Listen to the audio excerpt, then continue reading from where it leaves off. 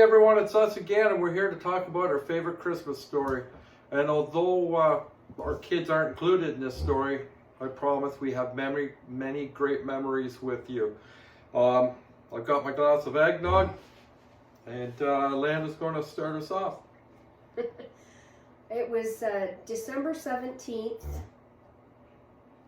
No, December 23rd, 2017. There it is. And we went to Ormsby Schoolhouse. They turned it into a tea room, and we went there for Christmas dinner. And our show for that evening actually started at the Ormsby General Store. So after the video, I'm not sure how it's going to play out, but we're going to talk about our favorite story. And then I'm going to show some videos and pictures and that of the area. It wasn't of that night, but we had just recently made another trip up that way, and we thought, hey, while we're up there, we'll take some pictures and videos of the area in which we were at. Strongly recommend going to the general store in Ormsby.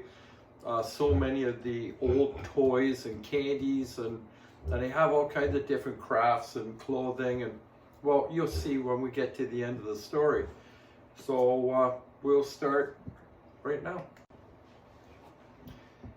So earlier in 2017, we had decided to go for a trip. Actually, it was from a recommendation of a friend of ours from work who knew that we actually really kind of liked the historical stuff and nature, and we just loved that, old 1800s, early 1900s stuff. So we had went down to Ormsby to the tea house, not knowing really about the general store too much, although, I mean, Guy had told us about it. And, so we went down and checked it out. We're just taken back by the beauty and how it was all put together.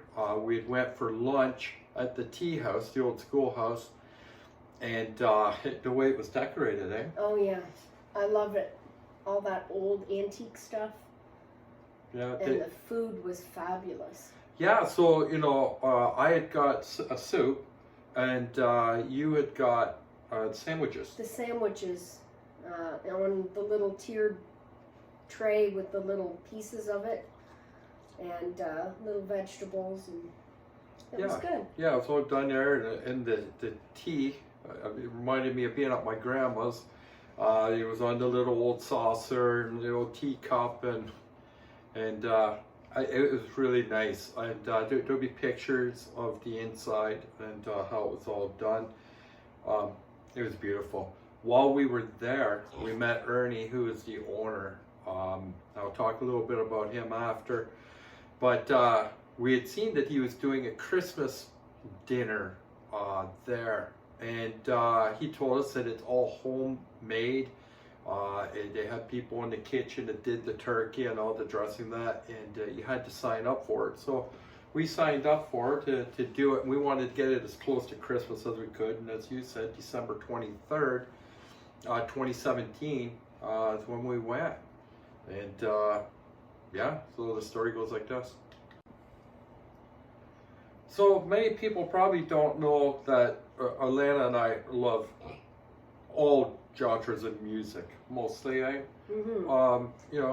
So we were listening to, on the way there, it's an hour and a half drive there. We were listening to just your regular rock and roll and country Christmas music, and we had satellite radio. And I mentioned, hey, why don't we just scroll through the channels and find something really different? So we scrolled down and we found jazz, like jazz, what was it, Junction? 40s Junction? Yeah. Old jazz, and they were playing like Bing Crosby. Yeah, all of the old greats. I mean,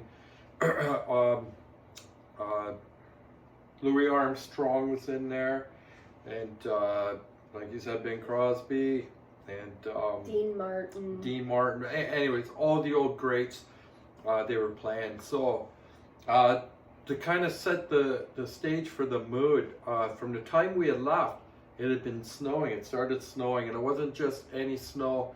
It was those big fluffy, huge, fluffy flakes. snowflakes. Yeah, and so along the trip, the roads were pretty clear. The traffic was light, and it was just us and the old music.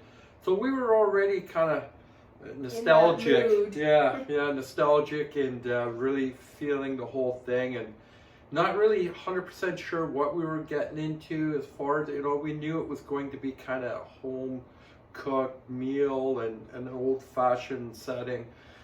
But the drive up was spectacular. It was beautiful, and along the way, if you've taken the back way up through or to Coe Hill and into Ormsby, it's hills up and down and turns and curves, and it was amazing. When we got there, we parked in the parking lot of the old schoolhouse or tea room, and we thought we'd check out the general store because we were there early, and it's beautiful there. I liked it. Yeah. All the old stuff, very nostalgic. Yeah, so we went to the general store, and it was kind of like going to the Olson's Mercantile, I think it was called there, Little House on the Prairie. I mean, it's all done up with the old wooden shelves, and the Christmas music playing in the back, and again, we'll have videos after our story and pictures of both the general store and the old schoolhouse. So we got to the general store, which you take from the schoolhouse, just a small path and up a set of old wooden stairs, and then across the lot to the general store, and you go up the old porch, the wraparound porch, and they have some items that they have out on the porch, to look at, wooden creations and old antique stuff, and at they had Christmas stuff out. Yeah, and Christmas stuff. Yeah, and just off to the one side was like a little old shed off the deck, and you could go into it, and they have more antique stuff and Christmassy stuff, and antiques for sale. Yeah, I think the real magic happens when you walk through the door. Alana, what's it look like when you go in?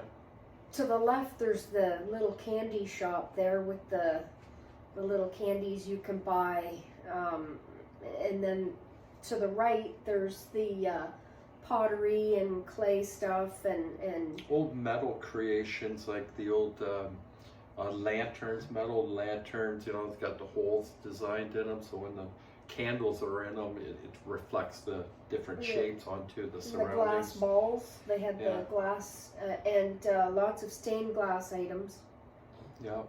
Yeah, so all the way through the entire general store, and we do pictures and stuff through it, and we'll show you that.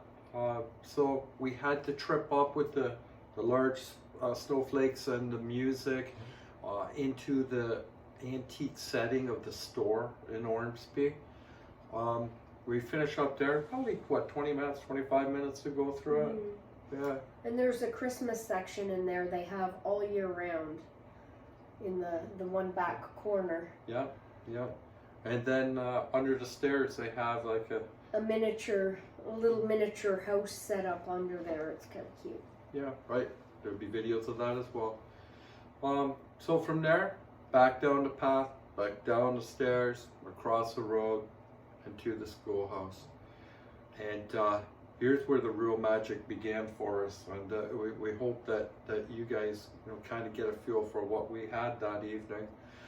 So when you get to the doors of the schoolhouse, there's of course the old doors that you would have, and you go in. The wood stove, at the very back where the teacher would sit, was lit and running.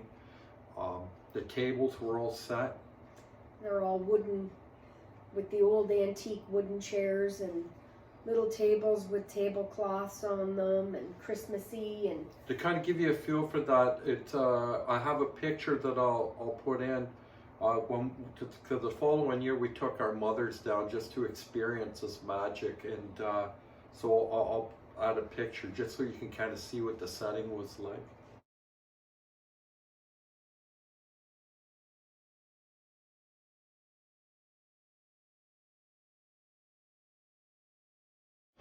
So the placement of the food and the tea,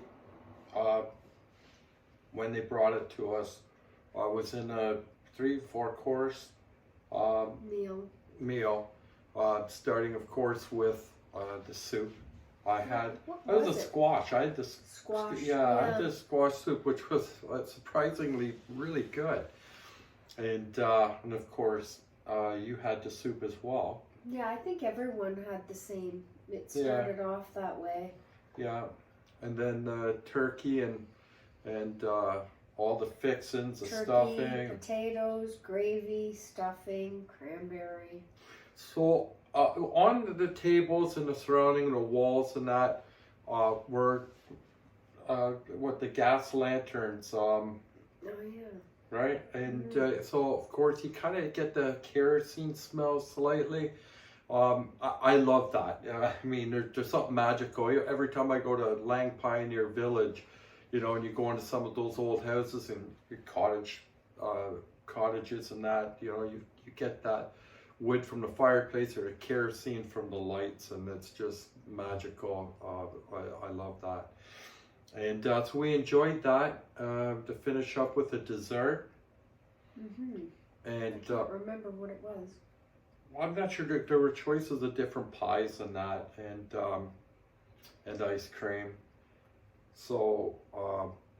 And then they dimmed the lights. Yeah. So once that all finished, what I wasn't expecting was this part, and once everyone was done eating and the plates were cleared, they would bring you a little tray of fruit. I think it was like a clementine and then some chocolates and. Yeah, so you had all these, and then the lights all dimmed, the lanterns were turned down, and he played the original broadcast. Yeah, it's a radio broadcast. I think it was the late Christmas 1930s. 1939. Is that what it was? 1939, and I get a kick out of it because they were sponsored by Campbell's Soup. So the original commercial for Campbell's Soup. Yeah, so if I can find the link for that and figure out how to put it on this video, I'll put it on. It was incredible, and it was probably, I don't know, 30, 35, 40 minutes long. But you went through this journey and how things would have been back in the day, where people would, you know, watch movies with their ears, with these radio broadcasts, and it was incredible. We had finished up the evening there afterwards, and we were heading home, and it was still big snowflakes. Still the big snowflakes, and we had the music on, and you know, we got to Coe Hill, and as we were coming through there's a grocery store on the right-hand side, across from it, or not quite across, but in that area, but there's a park. And we were coming through, the roads were a little bit snowy, so we were going a little bit slow, and I said to Alana, I said, look at, they put deer props in the park. Yeah. And so as we're going and looking, I thought I seen one move, so I wound the window down, stopped in the middle of the road because nobody else was around. And look, and sure enough, they were alive. There was about 7 or 8 reindeer in the park. Jeremy calls them reindeer. I'm certain that Santa was nearby. And yeah, so we sat there in the middle of the road and we filmed, and I can't find a film. I wanted to put it on this video. I can't find it. If I do find it, I'll attach it. But yeah, there were these 7 deer in there. So that really took the night to a whole different level. You know, from the trip up with the music, you know, the old antique store, into this magical evening that we had. Best Christmas ever. Yeah, it was just incredible. And of course, we played the old jazz music all the way home, the Christmas music. And yeah, we still talk about it. Here it is, what, 6 years later? 6, 7 years already. It doesn't feel like it, I'll tell you, but you know, I still talk about me. Guy Holloway who actually tipped us off on this place, who sadly never got to actually do the Christmas one. Yeah. And he's the one that introduced us to it. So yeah, that is our Christmas story, and you know, we're going to put, like I said, videos and pictures in behind. And if you get a chance, go check out the Ormsby General Store, because I'll tell you, it's incredible. So the Ormsby General Store is a mixture of food and by food I mean candies and old-fashioned candies. Actually, I'm going to go in and take a couple pictures. Jams. Jellies, jam. You know, crafts, candles, yep, and old radio broadcasts on CD that you can pick up. So all kind of very cool stuff. We're going to take you on just a quick trip up there and to show you some of the things that they have, put them into videos, or pictures, sorry, to add to the videos. Ormsby, originally called Rathbun after a logging company, the town thrived in the late 1800s as a last stop on the Central Ontario Railway. On a Friday night, it wasn't unusual to see 30 teams of wagons pulling into the station to load supplies dropped from the train. Settlers, farmers, hunters, and trappers came from all around, many stopping at the hotel bar until the early hours, perhaps contributing to Ormsby's reputation as a wild town. The Park family ran the general store from 1915 to 1975.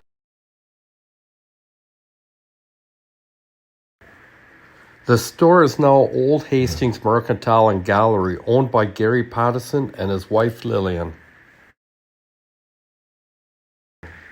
Being in the store was like being at the Olson's Mercantile on Little House on the Prairie.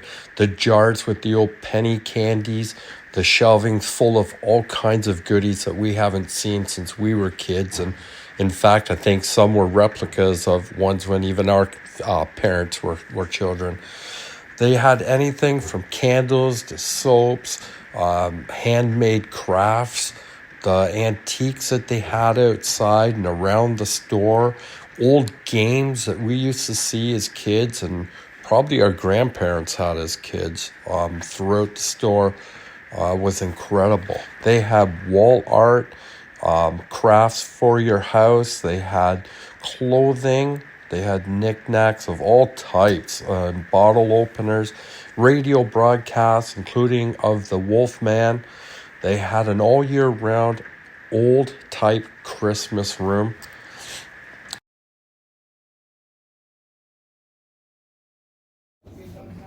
Even the old toys that we used to have as kids and our parents had as kids.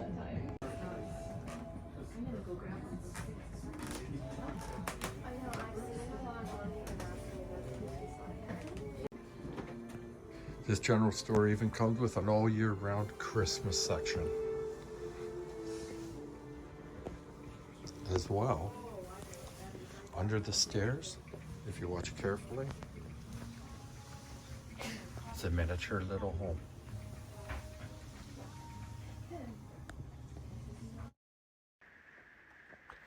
So from the general store to the old schoolhouse was just a matter of going along this path. The old schoolhouse tea room was a fixture in the downtown Ormsby from the day it opened in 2003 until March of 2022.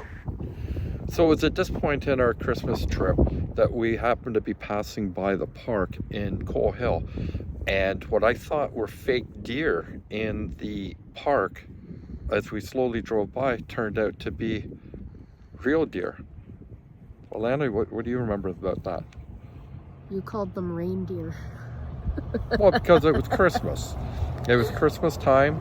I believe Santa must have put his deer into the park, and they had to be reindeer.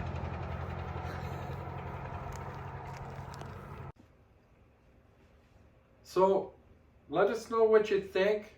Feel free to comment or ask questions of anything that we may be able to share with you about this or other things. In fact, if you have things you would like for us to look into or talk about, please, message us, add to it, like it, we just, you know, enjoy doing this for you guys. So, Merry Christmas.